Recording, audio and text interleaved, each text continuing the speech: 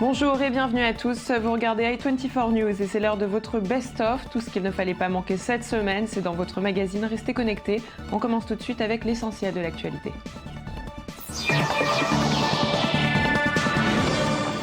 Et suite à la fusillade de Charlie Hebdo, plusieurs dessinateurs ont décidé de rendre hommage aux victimes par un dessin. On constate une forte envie de la part des professionnels de ne pas céder à la menace et une envie pour les artistes de s'exprimer à travers leur art, leur but, hommage en images. Regardez.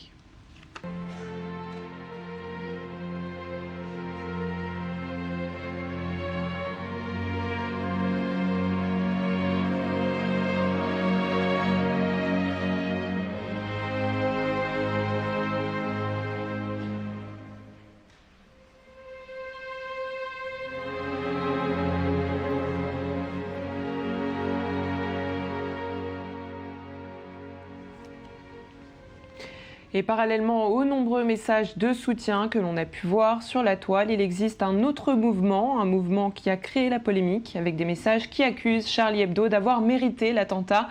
Regardez ce tweet, il est écrit « Bien fait pour Charlie Hebdo, la prochaine fois, ils feront attention à leurs caricatures ».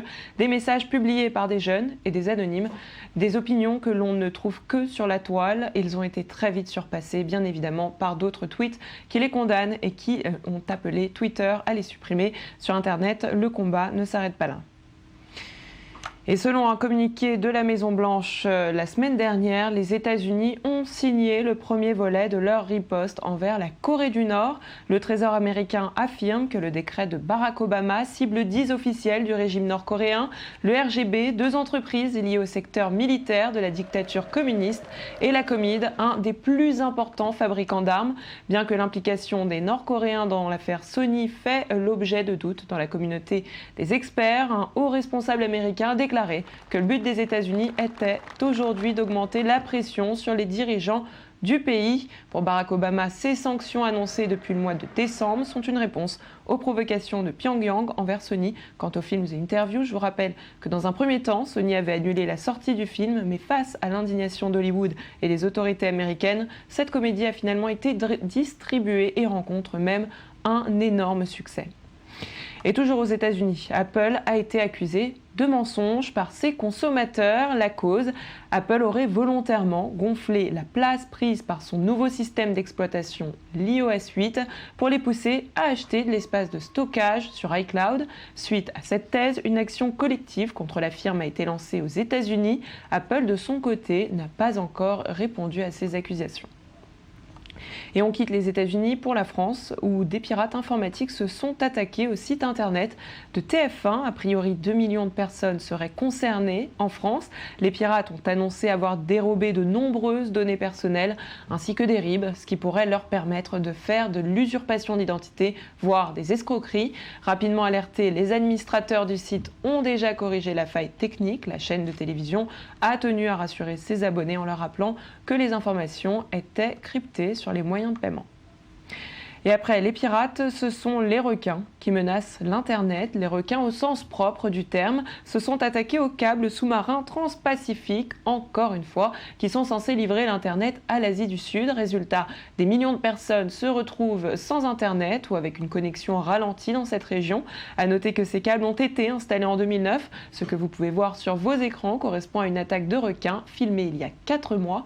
Les câbles ont été depuis réparés, mais il semblerait que cette fois-ci, les requins aient réussi leur coup.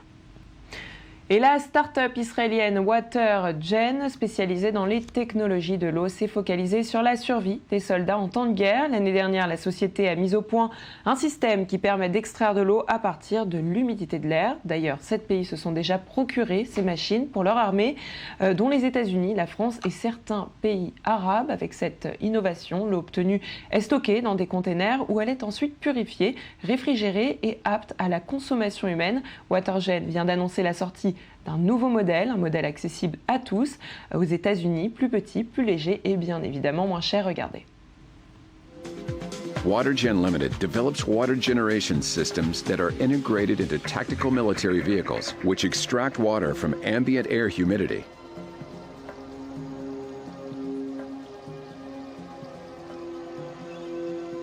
The air filter removes the dust and dirt. the system produces 5 to 20 gallons a day of pure, healthy drinking water, even in rough weather and field conditions. Cold water is served from a tap within the system or inside the cabin.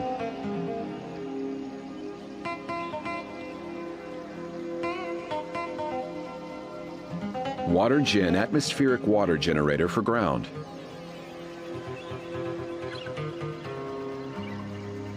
The WaterGen is very easy to install and maintain. It can be easily integrated in any expeditionary or permanent base.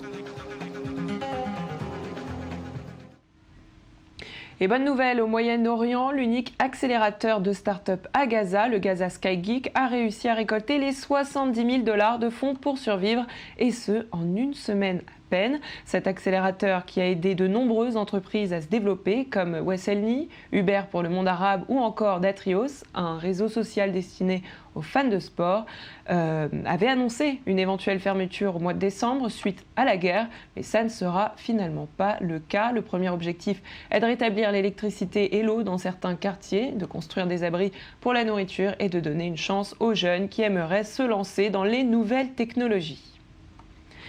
Et cette semaine, la CES de Las Vegas a débuté et il nous a dévoilé quels seront les gadgets que nous utiliserons dans les mois à venir. On commence avec une invention française, les rollers, des accélérateurs de marche qui ont pour ambition de changer le déplacement des piétons avec leurs roues connectées. Chacune des deux chaussures connectées compte 4 roues, une batterie et un moteur électrique, ainsi qu'un système électronique de contrôle qui permet de rester en équilibre, le tout connecté à une application pour smartphone. Bref, regardez comment ça marche. You're looking chirpy. How'd you manage to get to work early? I use the most efficient accessory for getting around ever invented. Rollers. They let me more than double the speed I walk at, so I can walk faster than anyone else without any extra effort. And still use city rides whenever I need to. Oh, and I nearly forgot. I can even track my walking statistics directly from my cell. Rollers are so small and handy, I can use them for getting to work and then stash them away so easily. Et puis après Google, c'est Mercedes qui s'intéresse à la voiture électrique autonome. Mercedes-Benz a présenté sa voiture de demain au CES, intitulée la F015. Il s'agit d'un véhicule autonome et électrique de 5 mètres de long sur 1,5 m de large qui intègre des sièges pivotants et 6 écrans tactiles pour pouvoir gérer la température, la musique ou le toit ouvrant. Des fonctions également disponibles via une application smartphone. Pas de panique, pour ceux que ça intéresse, vous pouvez toujours conduire cette voiture, regardez.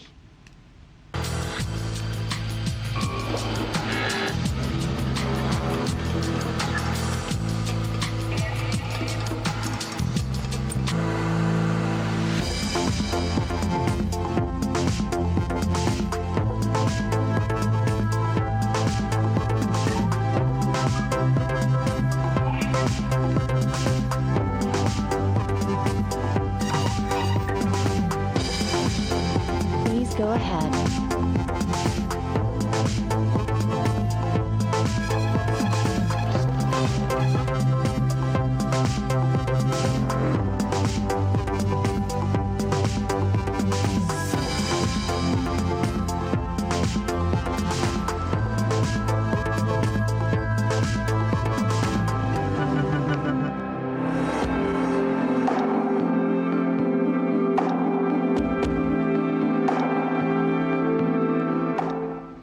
Et on continue avec Weezings qui a lancé son activité pop, une montre aux allures classiques, vous allez le voir, mais elle est connectée. Elle a fait sensation auprès des visiteurs et de la presse spécialisée. Activité pop vous suit lors de vos activités physiques, elle vous informe de la qualité de votre sommeil et vous propose même l'enregistrement de plusieurs alarmes silencieuses. Prix de ce gadget, 150 €.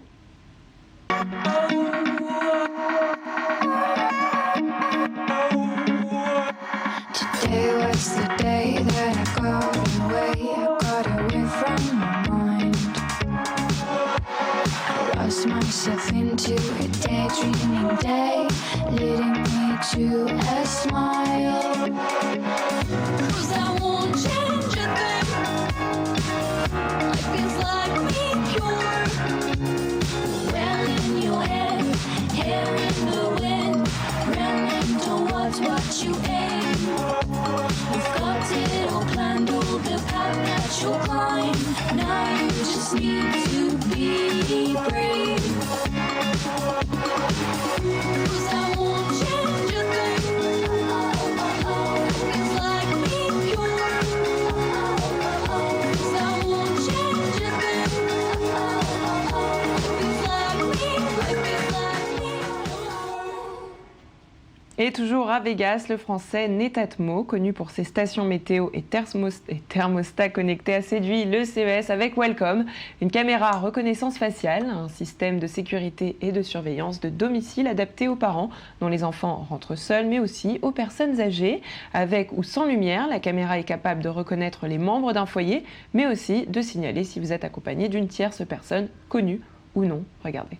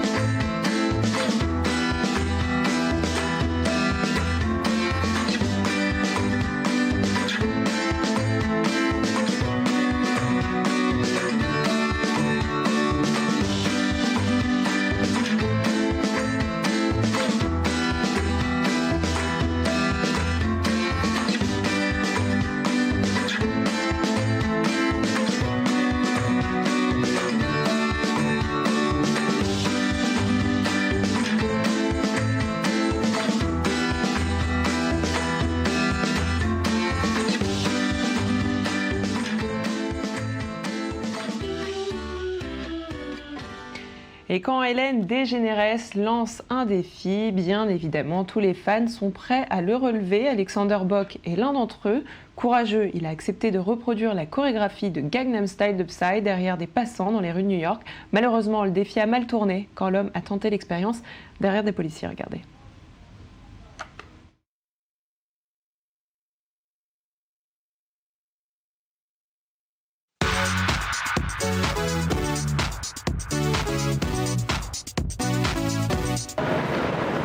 What's wrong with you, bro?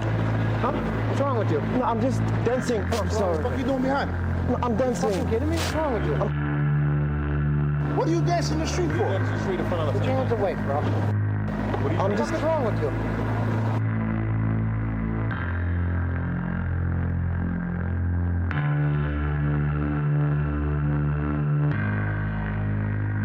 Are you fucking kidding me, bro?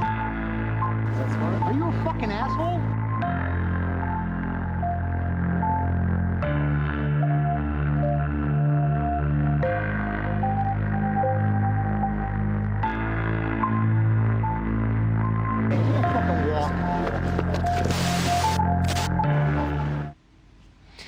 Et dans l'émission américaine du Juste Prix, la question de sélection est toujours censée être la plus simple. Ici, elle consistait à estimer le prix d'un iPhone 6. La première candidate se lance. Elle annonce 7 500 $, ça fait un peu cher le téléphone. On aurait pu parler de cas isolés, mais la suite nous prouve le contraire. The phone and calling plan together goes over, but it's closest to the actual retail price without going over. And Kanisha. 7,500. 7,500. 7,500. Mark. What was yours? 7,500. 7,501. 7,501. Rachel. $850. $930. $930.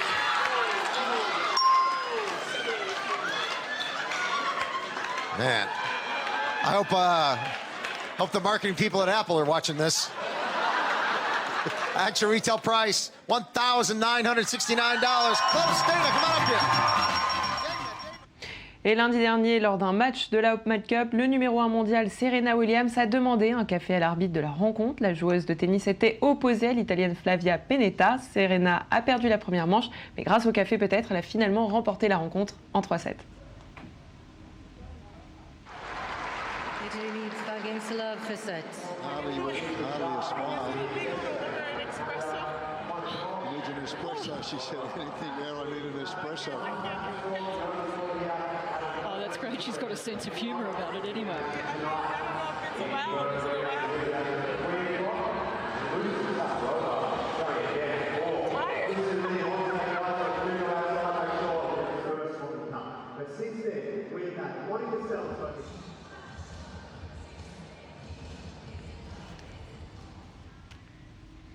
Votre best-of touche à sa fin. Merci de nous avoir suivis. Rendez-vous sur notre page facebook.com, sur le web, le Mag Actu.